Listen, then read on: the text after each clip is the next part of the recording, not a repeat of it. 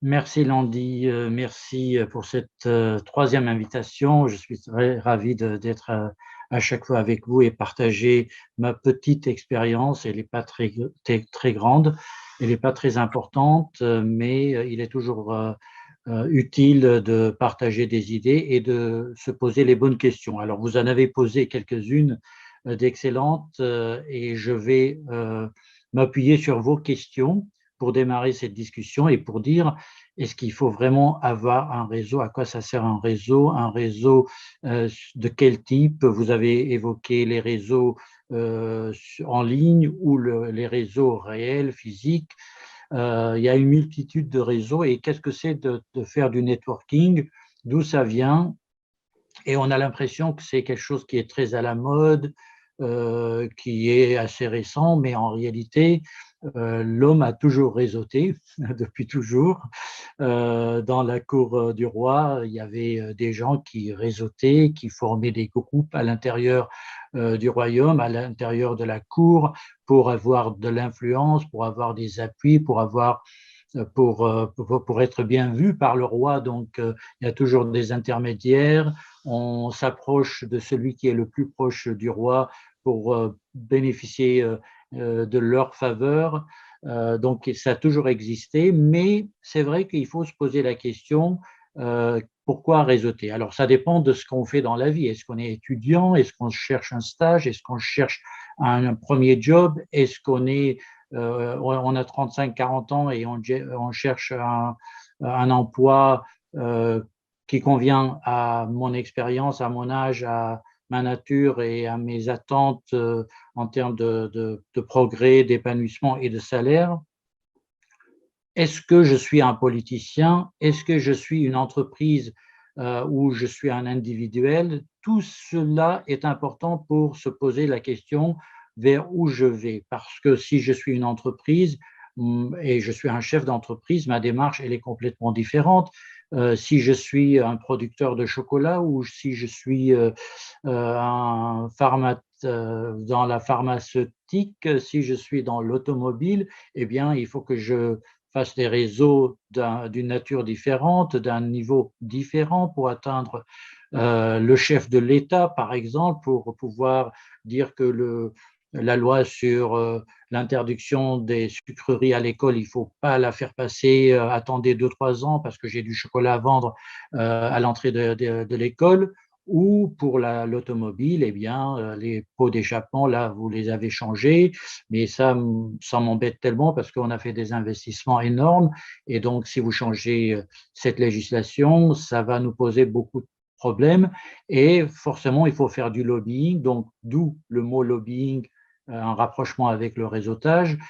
Donc, tout cela est important de savoir qui suis-je, pourquoi dois-je faire du networking, du réseautage, dans quel objectif? L'objectif, forcément, il est toujours égocentrique. Il est forcément de pouvoir aller plus loin, de trouver des clients, de s'épanouir également. Tout à l'heure, Jean-Philippe a utilisé des mots justes par rapport à l'apprentissage, c'est-à-dire que dans les réseaux, on s'approche de gens beaucoup plus intéressants que nous, beaucoup plus instruits peut-être que nous, beaucoup plus expérimentés peut-être que nous, et c'est en se frottant avec des personnalités plus fortes, plus intéressantes et plus épanouies qu'on apprend. Les réseaux, c'est une deuxième école de la vie. Donc, toutes ces questions sont importantes à se poser parce que faire du réseau, on a l'impression parfois on fait du réseau pour avoir deux clients. Non, ça peut aller beaucoup plus loin. Ça peut être, comme je viens de le dire, une nouvelle école de la vie, de nouvelles opportunités, de nouvelles portes qui s'ouvrent devant nous et au-delà de ce qu'on attend. Donc, mais pour cela, il faut savoir comment se comporter dans un réseau. Parce que dans un réseau, on n'est pas seul. Donc, si j'y vais avec des intentions, j'aime bien utiliser le mot égocentrique parce que quelque part, on a tous une ambition personnelle, un objectif très précis. On n'y va pas pour aider les autres, on y va pour s'aider soi-même. Je ne mets pas en question la volonté de beaucoup de gens qui veulent aller aider les autres et pour cela, ils se servent aussi des réseaux pour pouvoir faire de la bienfaisance, bien sûr, Mais j'entends par égocentrisme cet être qui est en nous. L'être humain, il est égocentrique par essence. Il n'est pas que égocentrique, mais il l'est pour la plupart d'entre nous. Donc, quand je vais dans l'objectif d'atteindre un but, une volonté de connaître des gens pour se servir de ces gens-là, j'utilise des mots très crus parce que c'est comme ça que ça marche. Après, on parlera de l'aspect philosophique, humain. Il y a des réseaux qui servent aussi aux échanges, etc. Et donc, quand je vais dans l'objectif égocentrique de chercher un bénéfice, il faut savoir que les autres en face font de même, a priori. Donc, si je viens vous voir et que vous pensez profiter de moi et moi je pense profiter de vous, eh bien, ça ne va pas forcément aller. Alors, il faudra ou bien avoir une stratégie très, très maligne, très, très forte, ou alors être un peu plus ouvert. Qu'est-ce que j'entends par ouvert? Être, être à la disposition des autres. Très souvent, d'ailleurs, moi, un de mes slogans, surtout sur le site de notre organisation, le ABA que vous avez cité tout à l'heure, on dit comment puis-je vous être utile? C'est-à-dire que c'est la question qu'il faut se poser. C'est à partir de cette ouverture, sortir de son égocentrisme dans l'objectif de se servir de cette ouverture. Je suis très, très cru dans mes propos pour dire que même pour se faire apprécier, estimer, aimer, il faut savoir d'abord donner et après prendre. Donc, quand vous êtes dans cette disposition de donner, de servir, eh bien, il y a des contraintes, il y a des obligations. Parmi ces obligations, c'est le facteur temps. Si je viens vous voir et que vous me sollicitez, si je refuse, c'est que je ne fais plus partie de votre réseau. Je peux refuser une fois, deux fois, trois fois, mais après, je suis out parce que ça ne peut pas marcher comme ça. Donc, il faut que je me mette à votre disposition, donc consacrer du temps. À notre âge et dans la vie active, le temps, c'est peut-être notre capital principal, en dehors de notre apprentissage, notre savoir-faire, le capital financier, il y a le facteur temps. Et si je consacre mon temps à vous, c'est que je vous donne l'essentiel de ce dont ce qui constitue mon capital principal. Le temps est un facteur important dans notre vie. Plus on grandit, plus on en prend conscience. Donc, il est important de consacrer du temps parce que si je ne me mets pas à votre disposition, c'est que je suis faux dans cette collectivité à laquelle je veux adhérer. Donc, le temps, il est très important et cette obligation, j'insiste là-dessus parce que si vous ne faites pas un effort vous-même, vous serez rejeté par la collectivité, bien entendu. Il faut s'intéresser aux autres. Tout à l'heure, Jean-Philippe a dit, en raison de la Covid ou du Covid, ça dépend du dictionnaire, je n'ai plus la possibilité de déjeuner avec mon mentor. Eh bien, je l'appelle pour prendre de ses nouvelles. C'est très important de s'intéresser aux autres. De s'intéresser par un mail, par un coup de fil, par une attention très particulière, s'intéresser le jour. Aujourd'hui, c'était l'anniversaire d'un ami de 74 ans. J'ai vu cela sur Facebook, j'ai pris le téléphone, je l'ai appelé, on a bavardé 5 minutes. C'est pas parce qu'il avait le temps, c'est pas parce que j'en avais, c'est parce que c'est une marque d'attention. Je n'ai aucune attente de lui en particulier, mais ça m'est venu spontanément. Il l'a ressenti parce qu'il sait que je n'ai pas d'attente de lui. Mais pourquoi je le dis cela? C'est parce que un jour, je ne l'ai pas fait très sincèrement dans une démarche intéressée et ce n'est pas la personne qui peut m'être très utile, bien entendu. Mais c'est dans une démarche très sincère. Mais si je pense à lui poser une question un jour, dans un an, il se souviendra de mon appel. Donc, ce que je veux dire, il ne faut pas être toujours dans le semblant, dans le faux. Il faut être sincère et cette sincérité peut être ressentie. Évidemment, on est sincère avec les gens qu'on apprécie. On est sincère on aime aider les gens, certaines personnes plutôt que d'autres. Donc, cette démarche, elle est très importante, c'est de se mettre à la disposition des autres. Maintenant, il y a aussi, tout à l'heure, j'aime bien reprendre un peu ce qui se dit, oser. Vous avez dit, il faut savoir oser. Il faut savoir trouver le bon endroit, le bon moment pour capter l'attention de quelqu'un. Et je prends un exemple. Dimanche dernier, j'étais en Arménie et pendant un déjeuner, quelqu'un qui a un très gros projet, il m'a dit, et je partage cette idée avec vous, si tu veux choper un ministre, le meilleur endroit, c'est dans les salons VIP des aéroports. Alors là, il est nu, il n'est plus avec ses gardes du corps, il n'est plus avec ses secrétaires, il n'est plus dans son bureau, il est à égalité avec toi, avec une petite valise, il est peut-être en basket. Et donc, c'est le seul moment ou un des moments où on peut approcher un ministre. Alors, il a raison, parce que ça m'est arrivé de voir des ministres, pas forcément pour les approcher, mais dans des endroits un peu pas habituels. On est à égalité. Donc, il faut savoir oser à ce moment-là, avec un brin d'humour, avec un sujet d'actualité qui lui qui lui apporte un intérêt.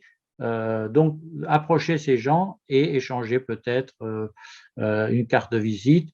Je ne sais pas ce que ça donne pour plus tard, mais si ton sujet l'intéresse, à ce moment-là, eh bien, ça peut être utile. Donc, réseauter, c'est pas seulement sur les réseaux sociaux. Réseauter, c'est pas seulement dans des clubs comme le Lions Club ou le Rotary, c'est aussi dans la vie de tous les jours, savoir euh, euh, toucher quelqu'un et créer un lien.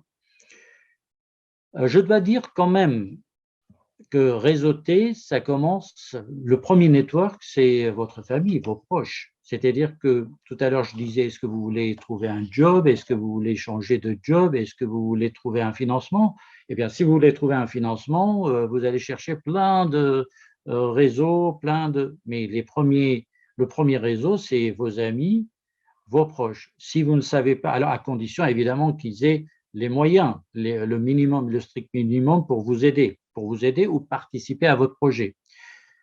Si vous n'arrivez pas à convaincre votre père, votre frère, votre cousin et votre ami d'enfance, c'est que votre projet il n'est pas forcément bon, ou alors peut-être qu'ils ne sont pas les bons interlocuteurs. C'est vrai aussi, parce que peut-être qu'ils n'ont pas ils ne sont pas du même environnement business pour comprendre un peu les tenants et les aboutissants de votre projet. C'est vrai. Mais votre premier réseau, c'est le réseau familial et les proches. Donc tout à l'heure, je parlais des contraintes ou des obligations pour réseauter avant de parler où réseauter, comment trouver les bonnes personnes. Mais il faut savoir quand même que dans le networking, il y a des règles.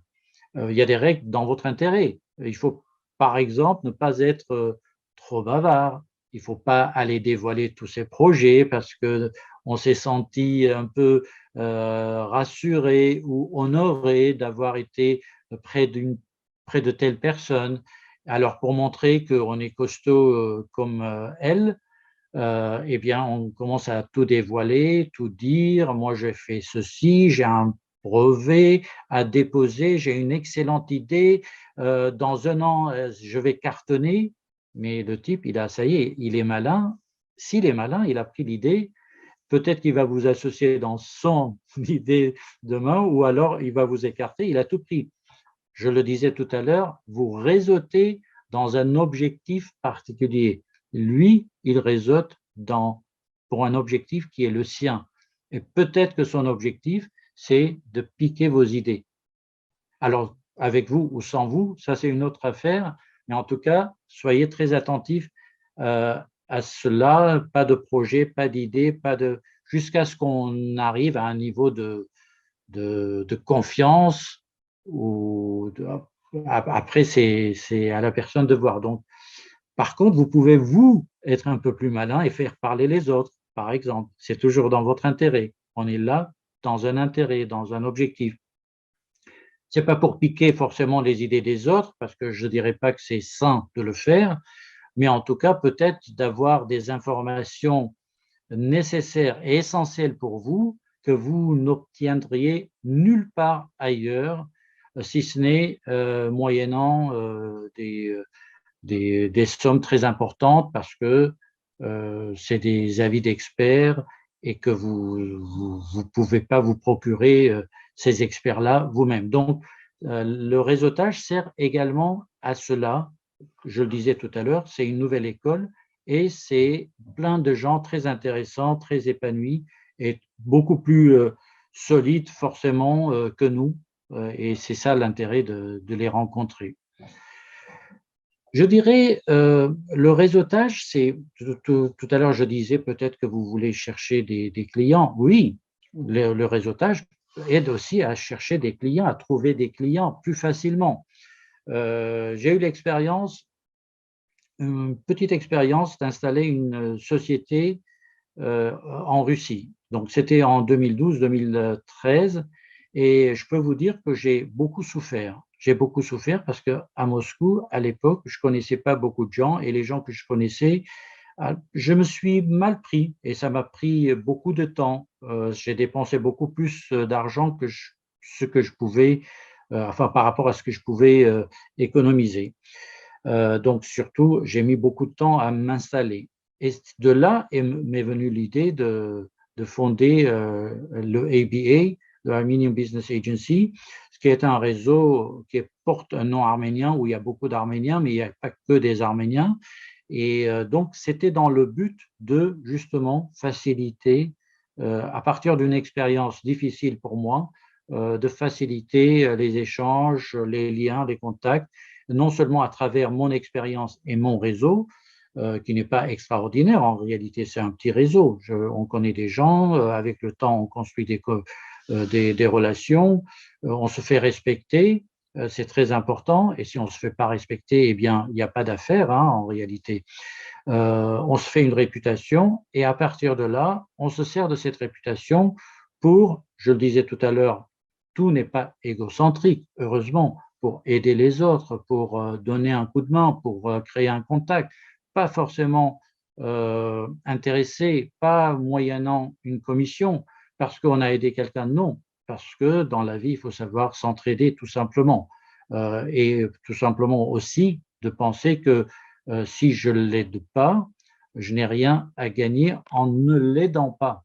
Peut-être qu'en l'aidant, je n'aurai rien à gagner non plus, mais à partir du moment où je ne perds rien, pourquoi ne pas aider les autres? Alors, il y a des gens qui pourraient aussi penser que je pourrais même perdre en aidant les autres. Ça revient à chacun de créer sa philosophie de vie. Alors, je parlais des clients. Les clients, pour les avoir, eh bien, il faut faire appel peut-être à un ami d'université, du quartier, de l'enfance, de parents, pourquoi pas.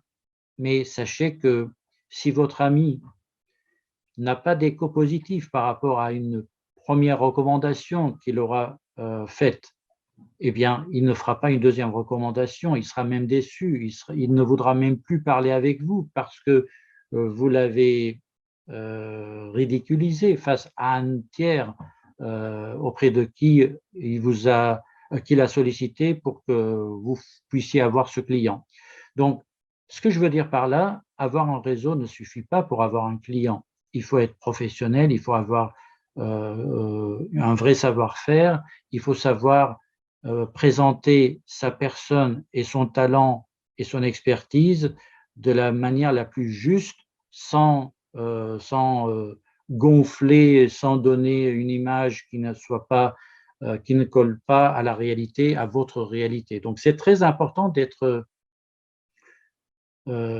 juste et d'être correct avec les gens, parce que dans les réseaux, je peux vous le dire, vous faites ça une fois, deux fois, trois fois, la troisième fois, et les réseaux se connaissent entre eux, c'est-à-dire qu'il y a des gens qui sont dans plusieurs réseaux. Si on vous a chopé dans un endroit où vous n'avez pas été à la hauteur de ce que vous avez présenté, ben, vous êtes foutu pour toujours. Et c'est dommage parce que euh, ça se sait très très rapidement. Alors, par rapport à la question que vous avez posée, où est-ce qu'on réseaute? Est-ce que c'est en ligne ou c'est offline, comme on dit?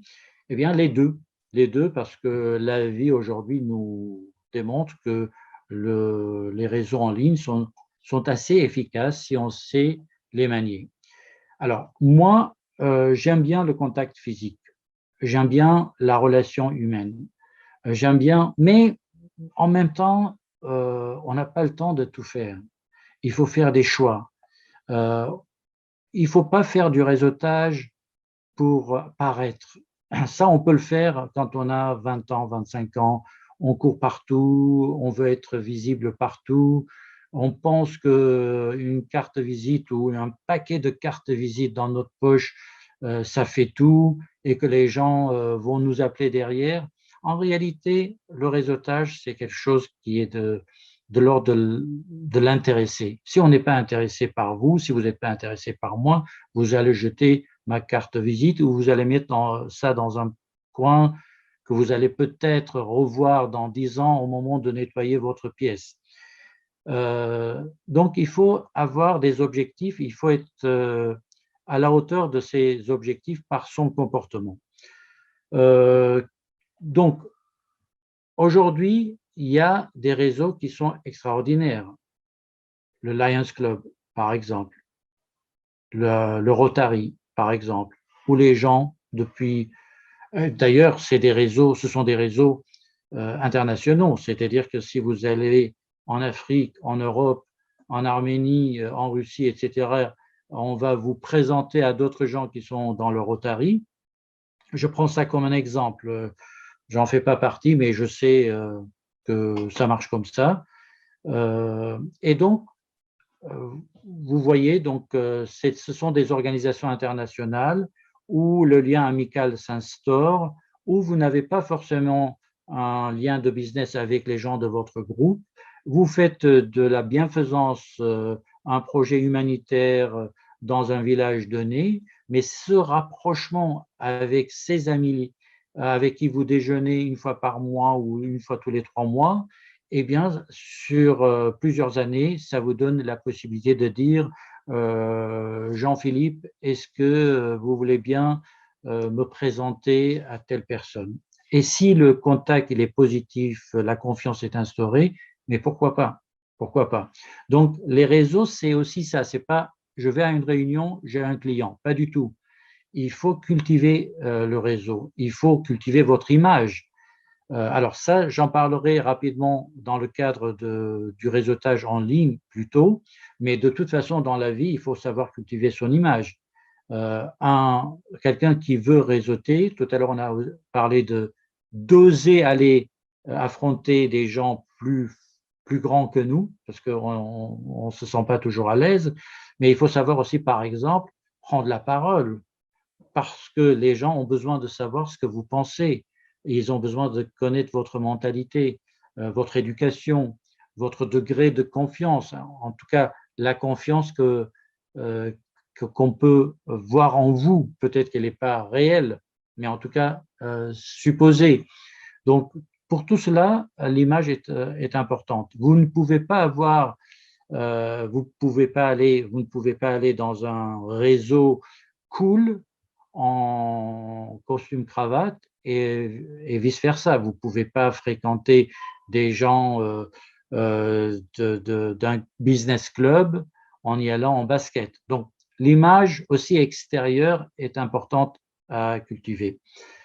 Pour ce qui concerne les réseaux en ligne, alors là, c'est très simple. Le monde d'aujourd'hui, non seulement à cause du Covid, mais le monde d'aujourd'hui s'est transformé en un monde virtuel à bien des égards. Et si les gens arrivent à se marier en ligne, à se rencontrer en ligne, euh, à faire des cours en ligne, euh, plein de choses en ligne, eh bien, on peut aussi réseauter en ligne, à condition de savoir, là encore, ce qu'on veut. Et je reviens au facteur temps. Pour des hommes d'affaires, pour des femmes d'affaires, pour des professionnels, le facteur temps est important. Il ne faut pas perdre son temps à vouloir parler avec tout le monde, à s'exposer devant tout le monde. Vous avez un objectif. Si votre objectif, c'est juste pour montrer que vous êtes cool et que vous savez très bien nager et que vous êtes heureux de ce talent, bah, exposer ce talent, faites-vous plaisir, il n'y a pas de problème. Et ce n'est pas du réseautage, c'est se faire plaisir. Le réseautage, quand vous allez sur LinkedIn et que vous touchez des gens avec des publications, ils voient que sur une thématique très particulière, vous êtes le maître ou la maîtresse. Dans un domaine très particulier, vous avez une parole qui est incontournable parce que vous avez une analyse très pointue.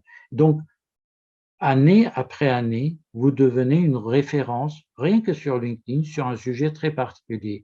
Et quand on veut euh, faire un projet qui concerne votre expertise, automatiquement, on pensera à vous. Et les liens se tissent et se créent sur LinkedIn. Alors, les réseaux, je ne vais pas tous les citer. Il y a Shaper, ou Chapre, je ne sais plus comment ça s'appelle, mais en tout cas, c'est un réseau où des gens se cherchent selon des expériences et il faut tout essayer sans trop perdre du temps pour trouver le réseau social qui convient à ses attentes. Alors moi, je peux dire que Facebook est génial, l'autre peut dire que c'est que Twitter. Tout dépend de notre tempérament, tout dépend de ce que nous cherchons. Si nous sommes des anciens d'Oxford et que les anciens d'Oxford ont une application aujourd'hui qui réunit tous les anciens, et il ne faut pas hésiter à en faire partie. Si vous n'êtes pas partie des anciens d'Oxford, vous ne pouvez pas y avoir accès. Mais si vous êtes un ancien d'Oxford, eh bien, il ne faut surtout pas hésiter à y aller parce que c'est là que vous allez trouver, comme une association, je dirais la Rotary Club par exemple, eh bien, il suffit d'être rotarien pour être aidé par un membre dans un autre pays, parce qu'il y a des liens incompréhensibles, c'est ça les réseaux aussi, de proximité, d'affection, même si on ne vous connaît pas, parce que vous faites partie du club, eh bien, on va s'entraider. Eh bien, si vous faites partie des anciens d'Oxford ou d'une autre université, eh bien, même les gens qui n'ont pas été de votre promotion seront ravis, probablement, très probablement, de vous donner un coup de main. Qu'est-ce que je peux dire de plus? Alors, soyez créatifs. Soyez créatifs parce que les gens qui font du réseautage, eh bien, on fait tous presque, on a les mêmes mécanismes. On va dans des salons, on passe une carte visite.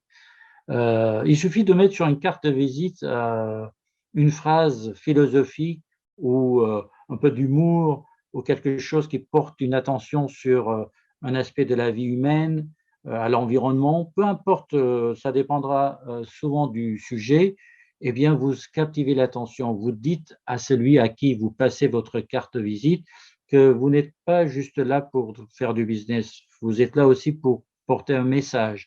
Donc, il y a des petites choses créatives qui font que vous ferez la différence. Donc, il faut être créatif, il faut être impliqué le temps que vous pouvez consacrer, pas beaucoup, certes, mais le minimum, et ça fera plaisir. Il y a toujours un retour d'ascenseur. Il faut être ouvert, il faut être réceptif, il faut prendre la parole, il faut oser, il faut participer à des événements et créer des événements. Alors, ça, c'est très important. Parfois, on pense qu'on n'a pas les moyens, on n'a pas le temps, etc. Réfléchissez à une stratégie sur 3 ans et dites, je vais organiser un déjeuner une fois par mois avec 4 ou 5 personnes. Alors, si on n'a pas les moyens, parce qu'on est un peu jeune, parce qu'on n'a pas forcément les moyens d'inviter 10 personnes par mois, et ce n'est pas une honte, eh bien, on crée un événement et on dit le dîner va coûter 40 euros, par exemple, et viendront ceux qui voudront venir. Mais attention, il faut bien choisir ses invités, parce que vous avez là encore un objectif. L'objectif, c'est de consolider un réseau sur 3 ans. Créez l'événement, soyez l'hôte qui invite et ne pas être celui qui est invité ou qui est dans l'attente d'être invité. Soyez celui qui crée l'événement, qui est au centre de l'événement, au centre de la discussion. Ça ne veut pas dire être au centre de la discussion, ça ne veut pas dire s'accaparer la parole pendant tout le dîner. Organiser le dîner, c'est-à-dire les moments du dîner, les sujets de discussion du dîner, valoriser les uns et les autres, mettez-les à l'aise et honorez-les par la présence des uns et des autres ou par votre discours. Donc, il y a plusieurs manières un peu plus créatives de faire du réseautage. Et si vous êtes une association, parce que tout à l'heure je disais business, business, business, mais si vous faites une action de bénévole, de bienfaisance, eh bien, là encore, il faut du réseau. C'est-à-dire, il faut un réseau d'hommes d'affaires qui puissent mettre 200 euros pour un dîner, pour une cause extraordinaire. Et pour pouvoir, en tant qu'association, pouvoir faire cela, il faudra avoir cultivé un réseau, mettre ce réseau au service de votre cause et grandir aux yeux de ces gens-là qui ne vous voient pas comme une femme ou un homme d'affaires tout simplement, mais comme quelqu'un qui a un cœur. Donc, tout cela fait que, voilà, donc le réseautage est utile, indispensable probablement. En tout cas, il faut qu'il soit réfléchi avec une stratégie et avec une gestion du temps et surtout nettoyer son carnet d'adresses. C'est-à-dire qu'avec les gens qu'on rencontre, il y a beaucoup de nuisances. C'est comme ça. Dans la vie, il y a des gens qui nuisent à votre santé, à votre santé psychologique parfois même. Il faut savoir faire du nettoyage pour garder ceux qui vous apportent pas forcément de l'argent, mais de la sérénité, de la connaissance, qui peuvent servir de tremplin. Et si vous pouvez le faire, rendez l'ascenseur. Donc, vous-même, mettez-vous à la disposition des autres. Voilà en quelques mots comment je vois le réseautage, le networking, et c'est dans quel objectif. Et voilà.